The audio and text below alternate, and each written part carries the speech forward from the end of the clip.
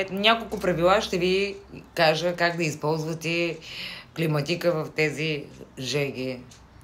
Вероятно, повечето от вас знаят, но заради здравето ще напомня няколко правила при използването на климатик в жегите. Климатикът не трябва да духа срещу вас.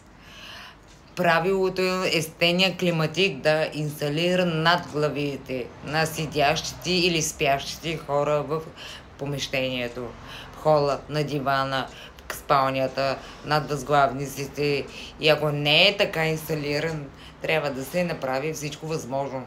Струята да не е насочена срещу вас, човека. Второто нещо, температурата на работа на климатика трябва да не е по-ниска от 5 градуса спрямо околната. Например, ако външната температура е 30 градуса, климатикът не трябва да е надут по-ниско от 25 градуса. Иначе се рискува твърде много с здравето. Третото нещо, което искам да ви кажа, че пускайте вентилатора на възможно най-ниска степен.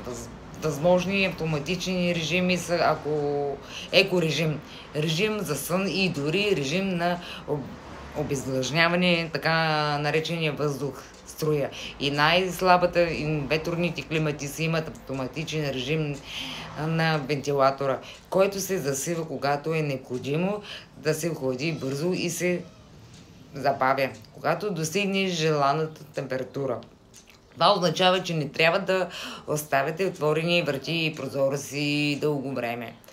Затъмнете помещението в жегите. По-малко слънчева светлина допринася за по-ниски температури и по-слаба работа на климатика.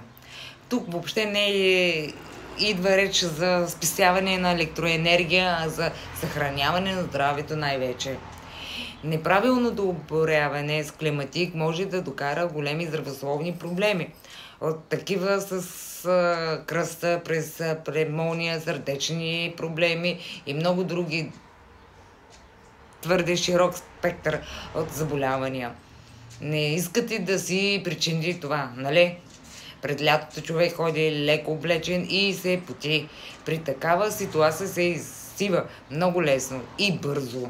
Особено ако човек е прегрял, запотен, прибере се и се надуе климатика в желанието си да се охлади бързо. Пазете се и бъдете здрави!